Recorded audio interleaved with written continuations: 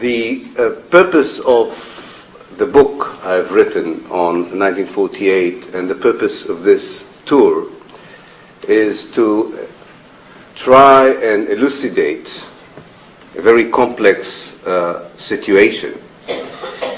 But it's mainly motivated by an outrage that I'm sure many of you share about the gap, the unacceptable gap between the realities on the ground, many of us know them in Israel and Palestine, and the way that these realities are being represented and reported in the mainstream media in the West in general, and in this country, in America, and in the United States in particular.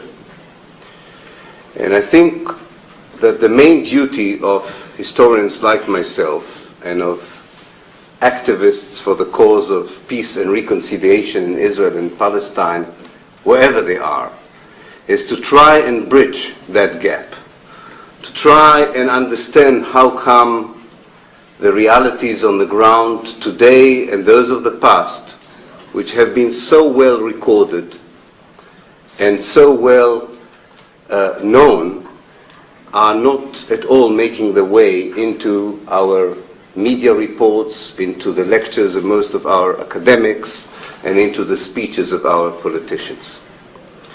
It's a very rare example of a very accessible place that the truth about it is totally distorted and manipulated.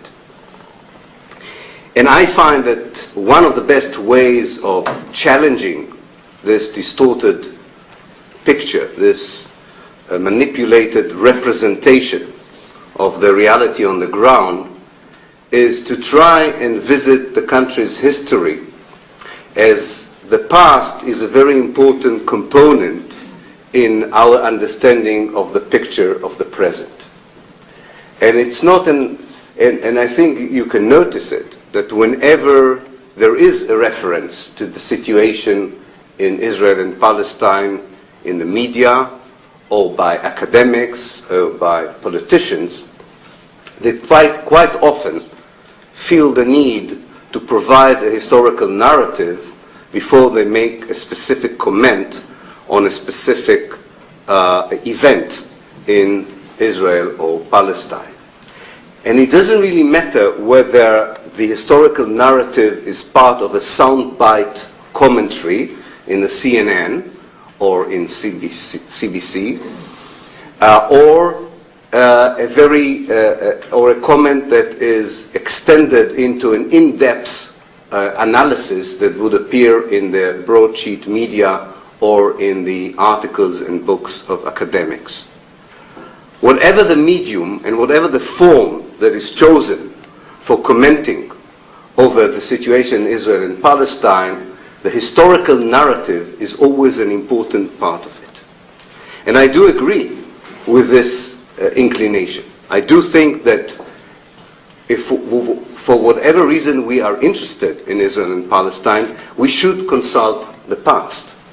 When we want to comment on what goes on today, or whether we want to propose a vision for the future, we should relate it and connect it to what happened in the past. In this respect, I think that I understand where this tendency comes from. However, if we misrepresent the past, if we adhere to a distortive narrative, if we do not know the facts, and if we fabricate them, then our understanding and analysis of the present, and far more important, our suggestions for a future solution, will go awry, will not be in the right direction. And I think that a very good explanation for the colossal failure of the peace process from 1948, and especially from 1967 until today, is connected directly to this misrepresentation of the past. Since I am a professor of history, and since you are seated in rows, and as my wife would testify, there's very little else I know how to do as the electric bulbs in my house and all the other things that needs fixing would testify to. I will turn you, against your will, I think, into students of history for less than an hour and take you back in a journey into the past, and I will stop in stations which I think are highly significant for the realities on the ground today and are very important for understanding what lies ahead of us.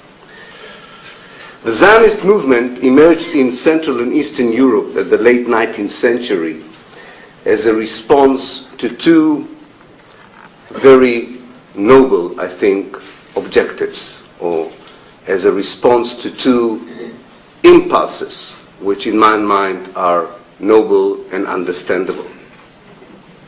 One impulse was to look for individual and collective security for the Jewish communities who lived for centuries in Eastern and Central Europe. There was a wish to end a long history of oppression, of discrimination, and especially of being an oppressed minority where the community could not safeguard the individual against the wrath and the antagonism of the environment around it. The other impulse that informed the Zionist movement in its very early stages was the wish to redefine Judaism as a national movement. Again, it's a very understandable human impulse given the history of nationalism in Europe. This was not an exceptional case. All around Europe throughout the 19th century, in what is called the Spring of Nations, various ethnic, cultural, and religious groups thought that they could promise themselves a much better future if they redefined themselves in national terms. And the Jews were not different. In fact, there was a craving for normality in the wish to define Judaism as nationalism. This was not, Zionism was not the only response to these two, or especially to the first impulse, that is the impulse for security and the wish to get out of a long history of oppression.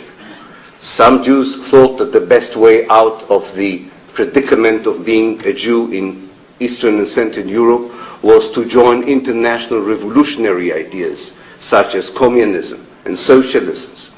Others decided that the best thing to do is to emigrate. This is when so many Jews came to the shores of this continent and thought that they would build a better new life here and leave behind them that kind of reality that they felt insecure in it. However, the moment the Zionist movement, or the leaders of the early Zionist movement, decided that the only place where they could satisfy the two impulses, the impulse for security and the impulse for self-determination, the moment they decided that the only space to do it is the land of Palestine, the Zionist movement became a colonialist project. And I think this is the first station in the history of the place that has to be revisited and which has relevance to the contemporary situation and to future developments. We cannot ignore the fact that the Zionist movement was a colonialist movement, and that Zionism, among other things, is part of the history of colonialism. This is a fact that is totally ignored by anyone who was involved in the peace process ever since 1948 and until today. It totally misrepresents the Palestinian and Arab view on the question of Palestine. And only for that reason alone, it would have been important to rethink about Zionism as a colonialist movement. But it's even more than that. The whole idea that people who move from Europe to the heart of the Arab land cannot be regarded as colonialism in the 19th century is an impossible historical reality, however positive anyone would think Zionism is in any other respect.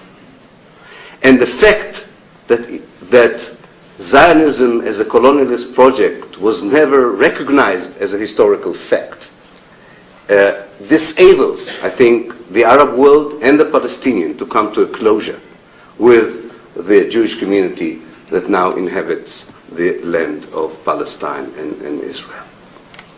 So we should face this first historical fact without feeling that by that we undermine anyone's right to be where they are, or that we are indulging in pejorative adjectives to demonize anyone, and we're not idealizing anyone else as well.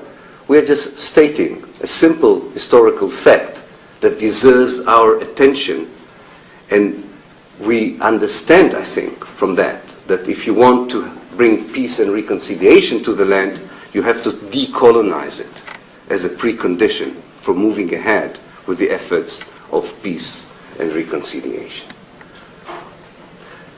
When the early settlers came to Palestine, I think the leadership of that community was not preoccupied with the question of what would be the fate of the indigenous native population of Palestine. I would say that from the late 19th century until the mid-1930s, the leaders of the Zionist movement were busy with questions that one could best define as preparing the infrastructure for a future state. They were busy building independent, autonomous agencies, services. They were looking for ways of persuading Jews around the world to immigrate into Palestine, and they began to purchase land in order to establish colonies and settlements on them. Of course, all these activities indirectly affected the Palestinian people, but in the political thought of Zionism at that stage, the future of the Palestinians, or as it was called in the Zionist discourse, the Arab question, was not yet an important issue compared to other issues on the agenda. This has all changed in the 1930s, with the rise of Nazism and fascism in Europe, with the arrival of many more Jewish immigrants into the country, and when the Jews constituted 1/3 of the overall population in Palestine, the Zionist leadership began to contemplate seriously the fate of the Palestinians on the land of Palestine. I think also the fact that the Palestinians themselves, for the first time in their history, began to understand and absorb the significance of that colonialism also contributed to the urgency on the Zionist side to develop a strategy with regard to the indigenous native population of Palestine. And my main assertion when I visit this second station, the 1930s, in my historical journey, is that the basic guidelines that informed the Zionist thought and strategy in the 1930s are still with us in the 21st century. Not much has changed in the basic Zionist and later on Israeli thinking about the role and future of the Palestinians who lived for centuries on the land of Palestine before the arrival of the first Jewish settlers. The Zionist leadership developed a two-dimensional vision about the question of Palestine. One dealt with the issue of space and geography, and the other one dealt with the issue of demography or population. And these two dimensions with regard to the Palestinians are still with us in the present political system in Israel. How much of the land of Palestine has to become Jewish so that the early Zionist ideals and objectives could be realized, and how many Palestinians can stay within that space as not to undermine the Zionist vision of having a safe Jewish haven on the land of Palestine. And already in the 1930s, very precise answers were given to these questions. And unfortunately, I don't think the answers in the 21st century are different from the answers given by the Zionist leaders in the 1930s. The answer to the first question, what should be the space, was that we should have as much of Palestine as possible. Preferably the whole of Palestine. By the time that we are talking, the 1930s, people had a very clear geopolitical cartography of Palestine. They knew exactly what were the borders of Palestine. This is more or less Israel with the occupied territories today. So when the Zionist leaders drew imaginary or real maps of what should be the Jewish state, they wanted the whole of Palestine. They were willing to be satisfied with less of it if necessary. But basically, they were looking for historical opportunities to take it all. And this hasn't changed. In brackets, I would tell you that the peace process has been informed by the false assumption that there is a genuine Israeli desire to be content with 80% of Palestine. This is false, a false assumption, which created the false idea of a two-state solution, which produced the fiasco which is called the Oslo process, and which informs the discourse about peace still today, and doesn't allow us to move forward because we are all hooked on this idea that there is a genuine Israeli wish to depart with at least part of the land of Palestine. As for the second question, how many Palestinians can be on the whole of Palestine, the answer was also quite simple. If possible, not even one of them. If not possible, they should be a very insignificant minority. Now, in the 1930s, this was a very bold assumption because the Jews were only 1/3 of the population. Not only that, most of the Jews just came a few years earlier to the land. Imagine a group of immigrants who come to Canada. Maybe there is such a group, I don't know. Imagine a group of immigrants coming to Canada 3 years ago and saying, this is a beautiful land, we should have most of it, and we don't like the indigenous people who live here. And I'm not talking about the First Nations, I'm talking about everyone who's been here living until the last 3 years, and saying, we should find the historical moment to get rid of them.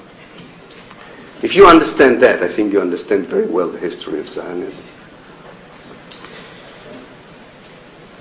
It took a while before these fluid and abstract ideas were translated into real strategies and plans. Because while thinking about the future of the space and the future of the people who lived on that space, Zionism was busy with other things. It developed a state, or an embryo state for the Jewish population, and it produced some miraculous achievements that I'm very much aware of as an Israeli Jew, and I never underestimate them. And I think they make the whole issue of the critique on Zionism so problematic, because if you put aside the question of how Zionism understood the role of Palestinians and how they envisage Palestine as an Arab state, if you put that aside for a moment and you concentrate on Zionism as a national project for the Jewish people, it is an admirable project. Revival of a dormant language. I dream in a language that was dormant for 2,000 years. The creation of a vibrant, open society made out of more than 100 ethnic groups, and so on and so forth. And I think this contradiction between the miracle of creating a vibrant new state while colonizing another people and eventually dispossessing them explains the difficulties sometimes of dismantling the Zionist reality in a way that would be productive for creating a different reality in the future. In any case, in the last years of the British rule in Palestine, between 1946 to 1948, the Zionist leaders, and that's my third station in history, the Zionist leadership felt that it needs to move forward with the issue of taking over the land and getting rid of the people who live in it. And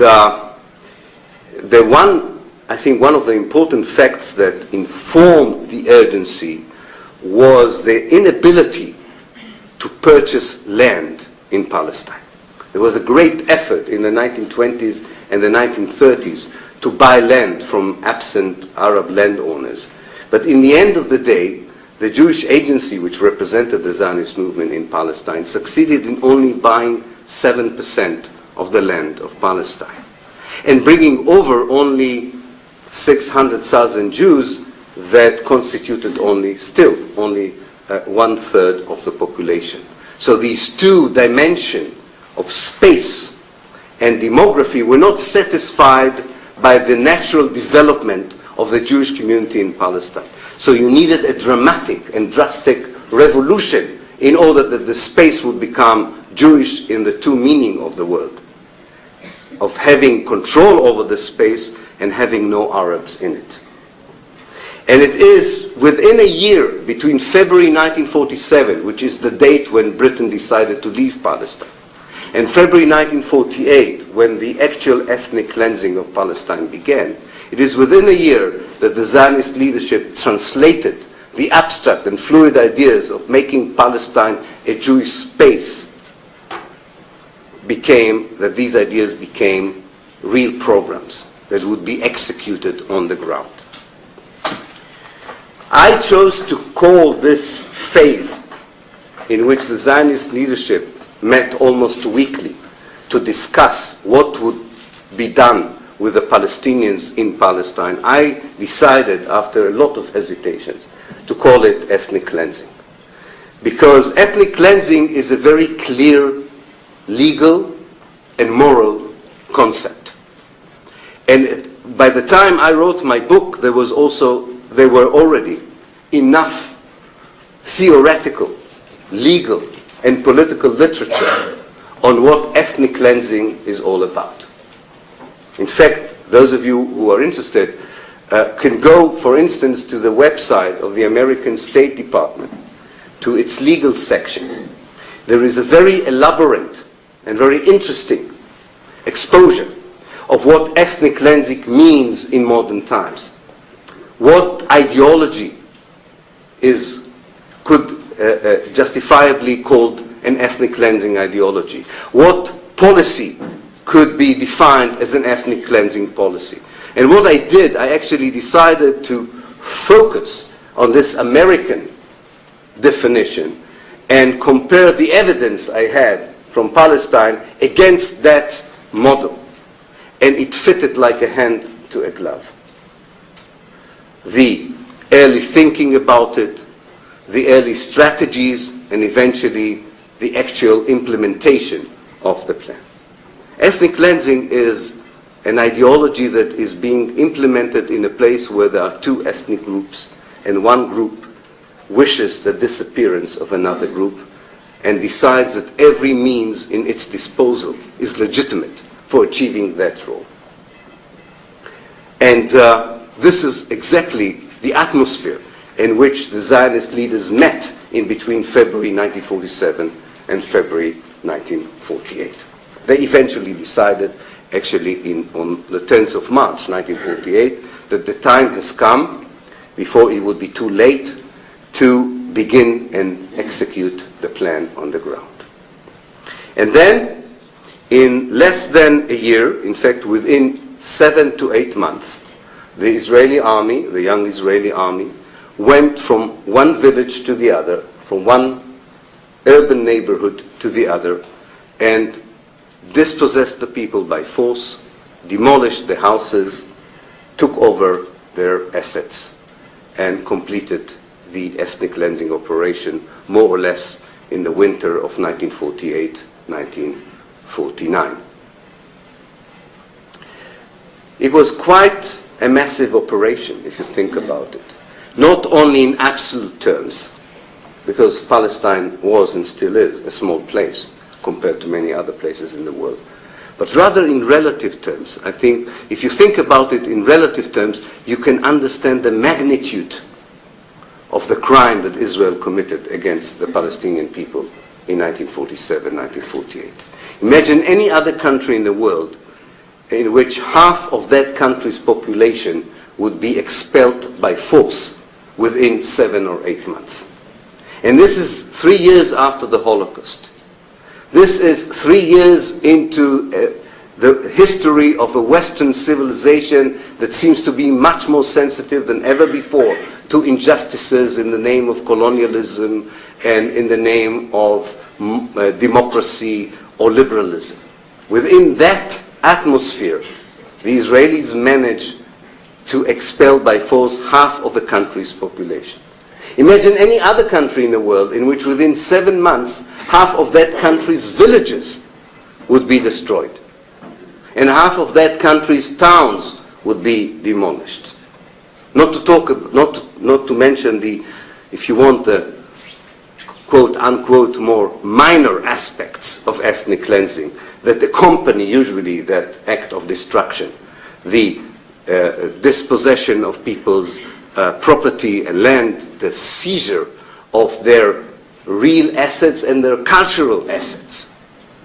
For me, and it's something I haven't written about in the book, it was too powerful for me, so I decided not to insert it into the book. But one of the most astonishing aspects of this pillage that followed the destruction was a delegation of professors from the Hebrew University that went from one house to the other to collect Arabic books for the Orientalist library of the Hebrew University.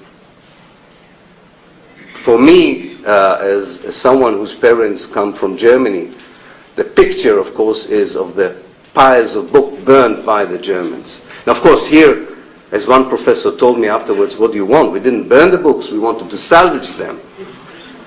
And I think he believes it. I really think he believes it. And in a way, you can always say he's right, because, you know, if the books would stay in the house, an unlearned person would use it for something else. But that the overall moral obligation of a professor, a Jewish professor, to treat these books as the cultural property of another people has never occurred to him. More important, I think, historically, when we visit this station, is to remember how the world reacted to this destruction and pillage. Many people witnessed on the ground what I'm describing in my book and what I'm summarizing here. There were a lot of foreign reporters who went along the lines of the ethnic cleansing. There were quite a few emissaries of the Red Cross present, and quite a few representatives of the United Nations. And in fact, their reports from Palestine are a very important source for the historians for reconstructing what happened on the ground. But at the time, these reports were not published and not publicized. The headquarters of these organizations and agencies decided that it would be better not to attract attention that would force them to confront head-on the Zionist movement and later the State of Israel. Each for its own reasons. The editors of the newspapers in the West felt that they would criticize the Jewish people too soon after the Holocaust, and they didn't want to do that. So the reports were coming in to the editorial board of the New York Times, but the decision was not to publish them, or at least most of them. The International Red Cross had a big chip on its shoulders. It was ashamed and had a guilt complex because of the way it behaved during the Holocaust. As probably many of you would know, the Red Cross had visited the concentration camps and reported that these, and accepted the Nazi narrative about them without any criticism. And the United Nations understood, but didn't want to confront, that its idea, which on the face of it looked like a reasonable idea, to divide Palestine into a Jewish and Arab state, that this idea had very little to do with the Zionist ambitions on the ground and with the reality that unfolded. And in many ways, what the United Nations Secretariat and leaders thought was a peace plan was actually a recipe for a disaster. The message that the world had sent to Israel in the end of 1948 was that the ethnic cleansing of Palestine was a domestic Israeli issue. That the young Jewish state is immune from any international criticism. As long as the perpetrators are Jews and the victims are Palestinians, the international public opinion represented at the time by the Western powers and the United Nations accepted as a necessary evil. And in this respect, I don't think much has changed. If you would apply international criteria of humanity, human rights, and civil rights to the behavior of Israel in the occupied territories, most decent people around the world would find themselves at the forefront of demonstrations and actions against the state of Israel. But the same people who would go and demonstrate against the Chinese policy in Tibet or the Sudanese policy in Darfur, who in the past were among the pioneers in the movements for civil rights in the United States or against the war in Vietnam or the Pinochet regime in Chile, all these good people employing all these noble criteria of protesting against injustice are not to be found when it comes to examining and reacting to the realities on the ground in Israel and Palestine. It's a kind of a conspiracy of silence that developed in 1948, and I think most of us find it very difficult to liberate ourselves from that conspiracy of silence. We report to ourselves and to others only what we want to report, and we portray a picture that does not allow us to see who is the occupier and who is the occupied, who is the colonizer and who is the colonized, and who is the expeller and who are the expelled. And I think that this message from the world to the young state of Israel explains better than any other factor the development of Israeli policy ever since 1948, and in particular the kind of strategy that the consensus political system in Israel developed towards the occupied territories ever since 1967. The ethnic cleansing, in a way, continued until 1956. 36 Palestinian villages were depopulated between 1948 to 1956. Then there was a lull, in a way, caused mainly by the shock in Israel from what was called the Kfar Qasim massacre, where Palestinian citizens inside Israel were massacred by the Israeli border police, and this led at least some members of the political elite to ask for a lull in both the dispossession of the Palestinians inside Israel, and there was a short-lived search for another policy, but we didn't last for long. And then came 1967. Now, if you remember the two basic dimensions of Zionist strategy towards the issue of Palestine and the Palestinians, you can understand how problematic and both exciting, the new reality of 1967 was for the consensual Israeli political system, or elite. I'm working now on a new book that looks at the Israeli debates in the early years of the occupation, especially the governmental debates, which are quite accessible to the historians nowadays. And it's an intriguing history, an intriguing chapter in the kind of history that I'm trying to reconstruct and recap for you tonight. The Israeli government between 1967 and 1968 was a unique government. It was a unity government that represented almost every faction in the Zionist political spectrum, from Menachem Begin in the right to Mapam in the left.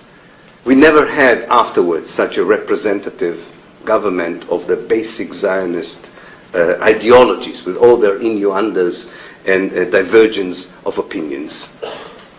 And these politicians were faced with the dilemma that the 1967 war produced. Regardless of what we think are the causes of the war, this is a topic for another lecture. I'm much more interested of how they dealt with the realities that the war produced, which is far more relevant, I think, to what goes on today.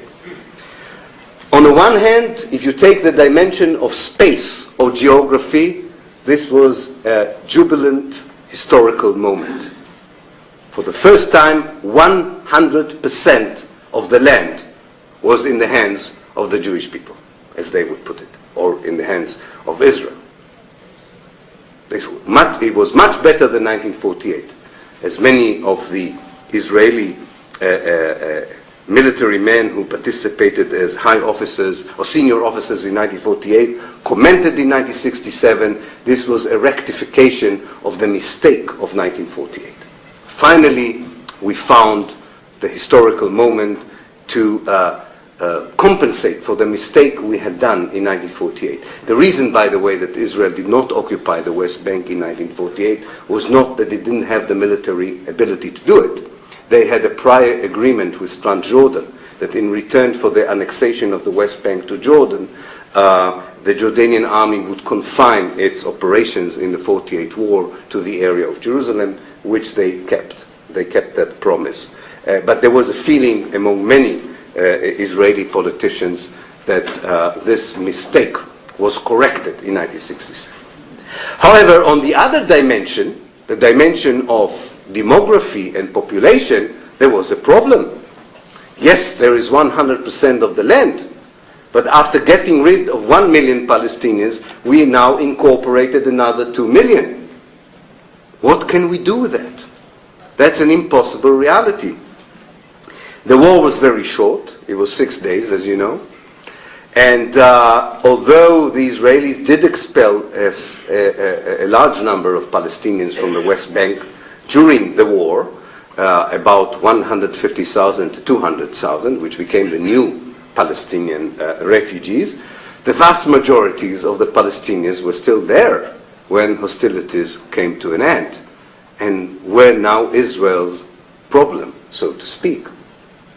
And the debate, as well as the decisions that were taken by the Israeli government between 1967 and 1968, illuminate, I think, for us, the result of the world's silence, or what I call the conspiracy of silence of 1948, how it impacted the Israeli thinking in 1967. The Israeli government took 3 major decisions in 1967 that are with us still today. The first decision was that they cannot repeat what they had done in 1948. Not that there were members of the cabinet that actually offered, despite the fact that the war was over, to do what had been done in 1948, namely systematically expel the Palestinians from the Gaza Strip and the West Bank. But the vast majority of the ministers said, you know, it's a different world, we cannot do it. What they did decide, by the way, but did not implement, was to move most of the people in Gaza to the West Bank. They thought that would be a more manageable society to control, but they didn't find the resources later on to implement it. The second decision was that the West Bank, and to a lesser extent the Gaza Strip, but mainly the West Bank, was part of Israel. The question was, how can we keep the West Bank without keeping the West Bankers in it, given the fact that we are not going to expel them? This was a real dilemma, and they had a very serious discussion about it. And two figures, in many ways from the 1948 generation, dominated the scene or gave the answer to the more confused politicians of how to do that. These were Moshe Dayan and Yigal Allon. They said, if we will keep remembering two things, they said. One is that there is no hurry, that we can keep the land and the people without making any major decisions about their fate. What we have to do is manage their life through a military regime, as we did to the Palestinians in Israel until 1966. Second thing that we should remember is that we should find a way by which we sell to the world the idea that the West Bank is negotiable, that we are interested in peace. In fact, we should initiate peace. We should keep talking about peace, and we should never disclose the fact that actually all of us in this room, as Levi Eshkol, the Prime Minister, said, as all of us feel that this is ours, and nobody has the right to tell us to give it, and there's no one to give it to anyway. The third decision was to run the affairs of the Palestinians until that moment that a more decisive resolution would be taken, as something that I think I would call correctly, although it doesn't, I'm not using a term that they were using, but this is my understanding as an historian. They would run the place as a mega prison with two models in mind. One is the mega open prison, and one is the mega highly secured prison. The mega open prison is a prison where the Palestinians have a lot of privileges and rights, as long as they don't challenge the basic Israeli control of the place.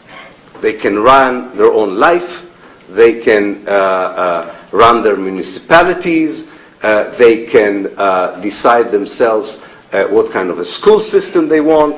If you want, domestic affairs can be totally in their hands, but they have no right whatsoever in determining their political future. Definitely they have no say in questions of security and of foreign affairs. If they would accept this model, then their autonomy would be quite extensive. And this form of generosity repeated itself in various stations from 1967 until today. The last generous Israeli offer of that kind was given to Yasser Arafat in the summer of 2000. The idea that the Palestinians can almost run the place as a state, almost as a state, provided they would secure in the hands of Israel their political future, their military future, and they would accept that the Jordan River is actually the border of Israel, the natural border of Israel. The other model of the prison is that should the Palestinian resist this idea, the open prison would turn into a highly secured prison, where the wardens would be allowed to use collective punitive disciplinary measures to keep them in place.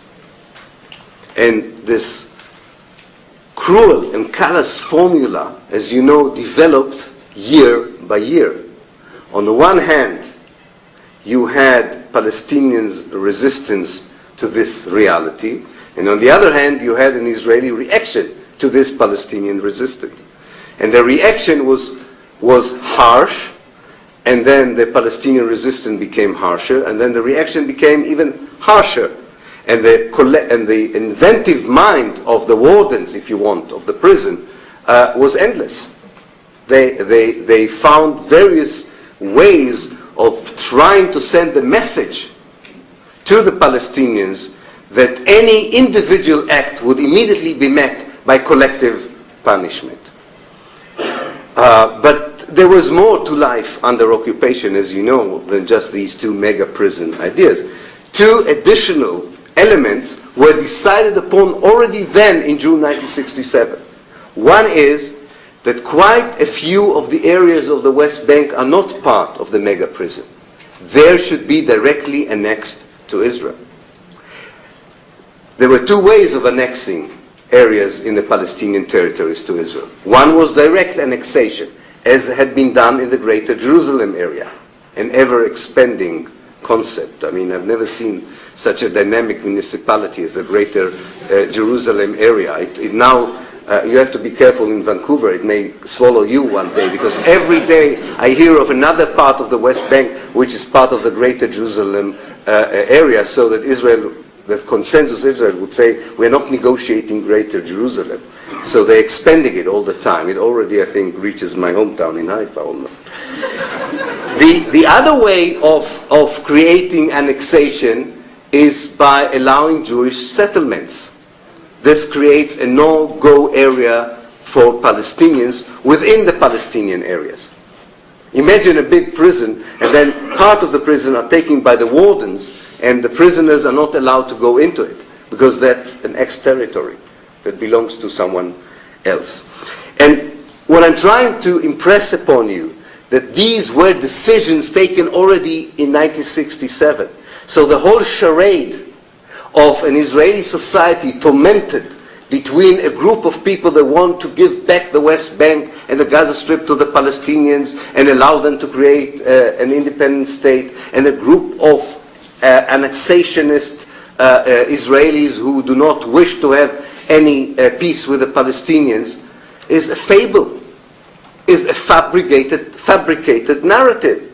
There isn't a genuine debate in Israel about Palestinian nationhood or independence or self-determination. There isn't. There is only a tactical debate on two issues.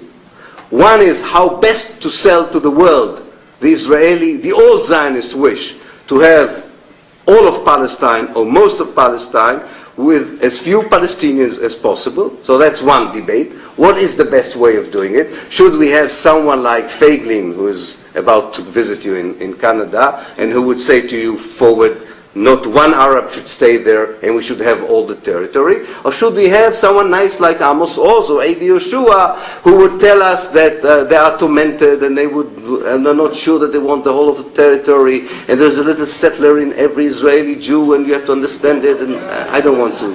I mean, they do it much better than I do. They're very eloquent.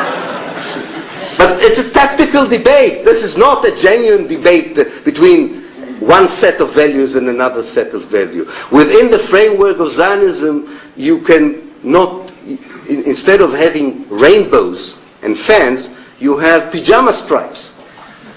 The Israeli political debate is that narrow. But they have an amazing ability of presenting it to all of us as a wide rainbow of ideas. So the first debate is tactical. The second debate is no less important, is the debate about the means of achieving it. Not just how to represent it, but how to do it. How to do it. And the debate of how to do it does not deviate from the basic ethnic conviction that it is totally legitimate and there is no moral problem with a constant open discussion in Israel about what is called the demographic problem. Namely, how many Palestinians can live in a Jewish space. Imagine students, as in my university, former university in Haifa, who sit in the class of a professor called Arnon Sofer, professor of geography. And usually his classes, like all our classes in Haifa, have a large number of Palestinian students in them. Imagine them sitting there and hearing this professor explaining to them that the national security of Israel depends on how many siblings each of their family would have. And if they would have too many children, this is a threat to the national security of Israel. I once asked him, what would you do if you would hear someone in Canada say the same thing about the Jewish citizens of this country? He said, you cannot compare. These are Arabs and these are Jews. These kinds of debates, which seem to an Israeli a very normal debate, are the ones that inform the real discussion in Israel about the fate of the occupied territories. But they are not at all represented in the way that the internal Israeli debate is being commodified and sold to the wider world. So at the end of my talk, I would try and suggest how to get out of it, because I really think that the few stations I visited tonight, the station of the ethnic cleansing of Palestine in 1948, or beginning with the era of direct colonialism before that, the ethnic cleansing of Palestine, and the very decisive moment when the Israeli political elite made its mind that the occupied Palestinian territories would never be given up and would form part of the state of Israel, while still looking for a future for those Palestinians living in it. I really believe that all these three major stations, explain to us why the peace process that bypassed them is not moving anywhere.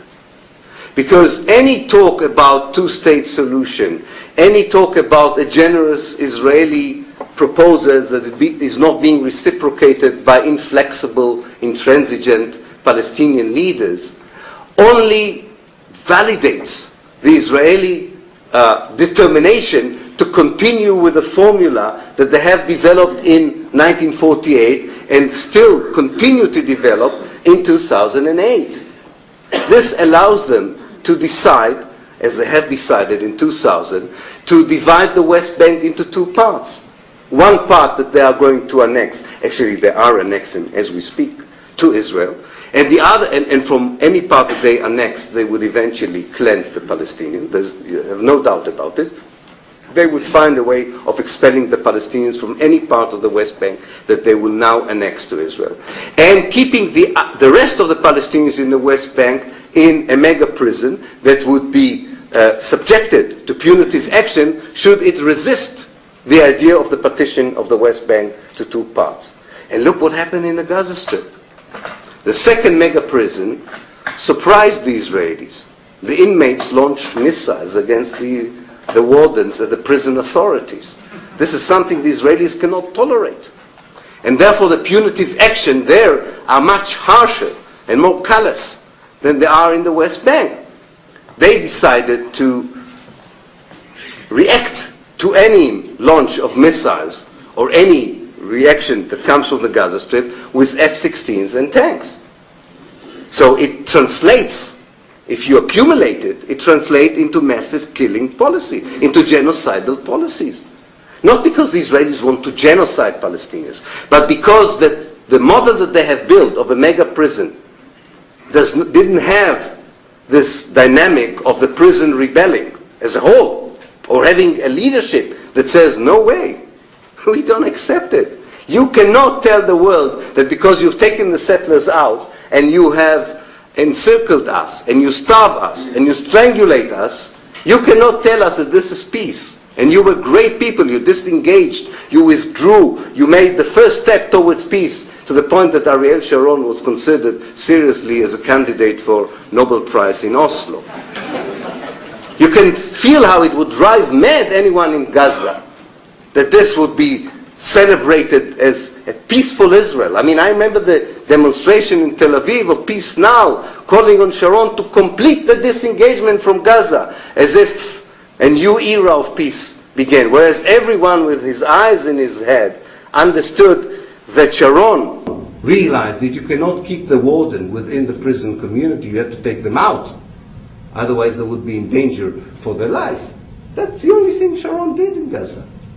But the PR machinery, of course, celebrated it as another thing. And the result is, of course, that since the people who rebel in Gaza also have beards and look very much like Muslims, that the Israelis even feel that they have even more of a free license to use the most evil kind of, and lethal, not evil, I'm sorry, the most lethal weapons in their arsenal in order to quell the rebellion as they would see it. This is where we are today. This is the reality. It's not the reality of peace. And I think that the way out of it, the way of integrating the historical narrative into the political action of the future, and with this I would come to a close here, to closure, is that it's not enough to disseminate the kind of narrative I'm trying to present to you tonight, and challenge the narrative which is hegemonic in the media, in the academia, and in the political system. Of course, this is part of the story. We have to make sure that people know that story. But I think far more important than that, in order to make this narrative stick, in order to include this narrative in the political analysis of the contemporary reality, is to try and convince people to change the dictionary. We are all recipients of the big Israeli laundrette of words. They are masters of it. It's amazing how assassinations are targeted killings and expulsions are relocations.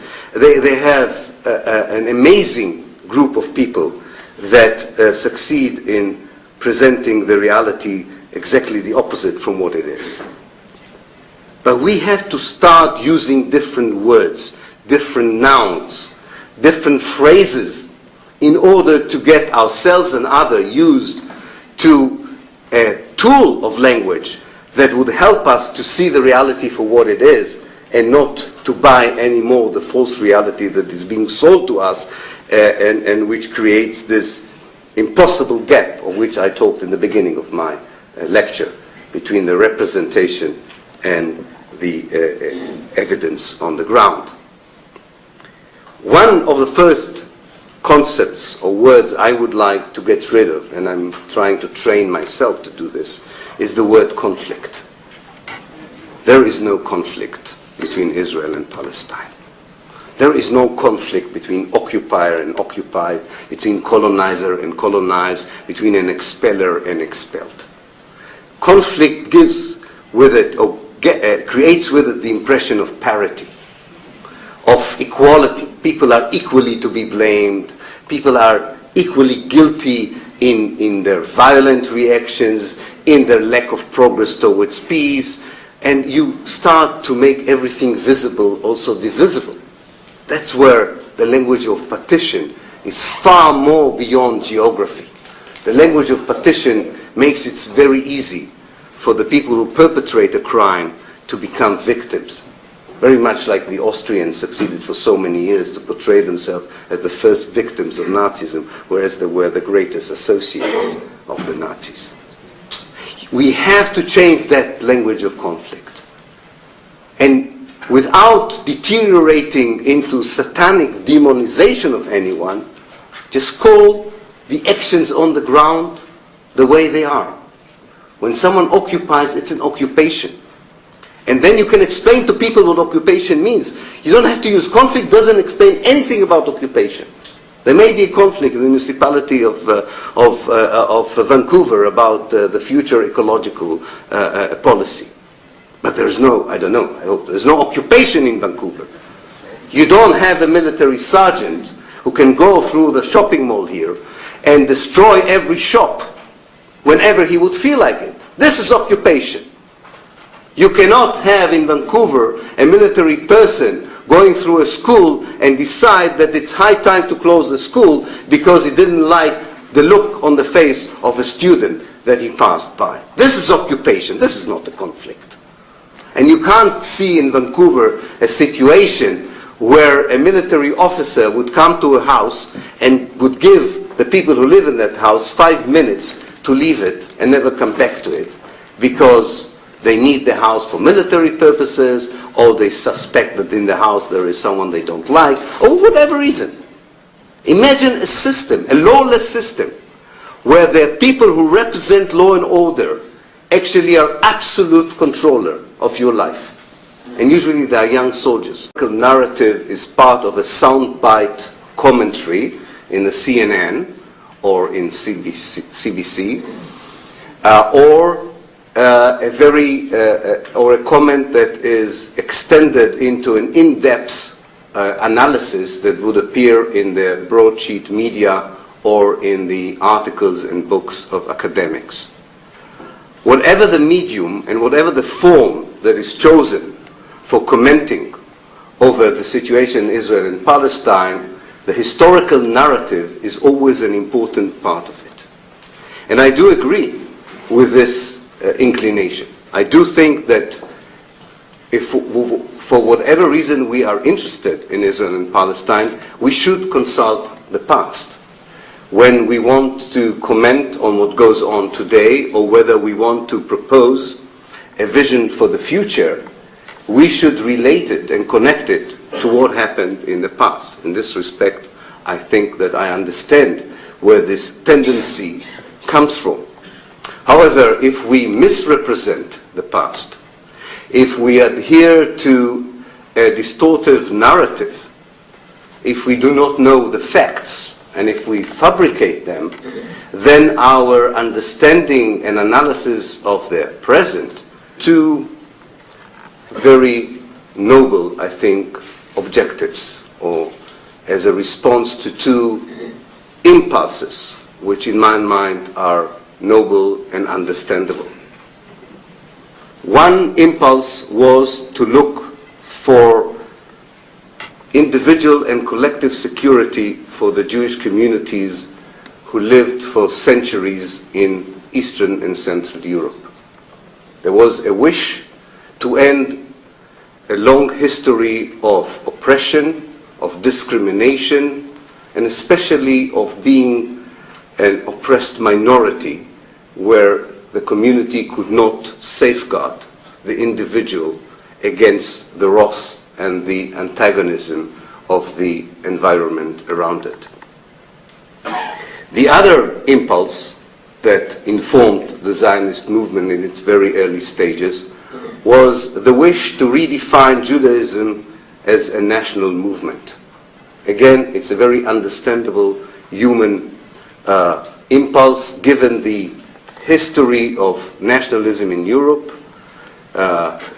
This was not an exceptional case. All around Europe throughout the 19th century, in what is called the Spring of Nations, various ethnic are not at all making their way into our media reports, into the lectures of most of our academics, and into the speeches of our politicians. It's a very rare example of a very accessible place that the truth about it is totally distorted and manipulated. And I find that one of the best ways of challenging this distorted picture, this manipulated representation of the reality on the ground, is to try and visit the country's history, as the past is a very important component in our understanding of the picture of the present. And it's not and I think you can notice it, that whenever there is a reference to the situation in Israel and Palestine in the media, or by academics, or by politicians, they quite often feel the need to provide a historical narrative before they make a specific comment on a specific event in Israel or Palestine. And it doesn't really matter whether the historical... The purpose of the book I've written on 1948 and the purpose of this tour is to try and elucidate a very complex situation. But it's mainly motivated by an outrage that I'm sure many of you share about the gap, the unacceptable gap between the realities on the ground, many of us know them in Israel and Palestine, and the way that these realities are being represented and reported in the mainstream media in the West in general, and in this country, in America, and in the United States in particular. And I think that the main duty of historians like myself and of activists for the cause of peace and reconciliation in Israel and Palestine, wherever they are, is to try and bridge that gap, to try and understand how come the realities on the ground today and those of the past, which have been so well recorded and so well known, and far more important, our suggestions for a future solution will go awry, will not be in the right direction. And I think that a very good explanation for the colossal failure of the peace process from 1948, and especially from 1967 until today, is connected directly to this misrepresentation of the past. Since I am a professor of history, and since you are seated in rows, and as my wife would testify, there's very little else I know how to do, as the electric bulbs in my house and all the other things that needs fixing would testify to. I will turn you, against your will, I think, into students of history for less than an hour, and take you back in a journey into the past, and I will stop in stations which I think are highly significant for the realities on the ground today and are very important for understanding what lies ahead of us. The Zionist movement emerged in Central and Eastern Europe at the late 19th century as a response to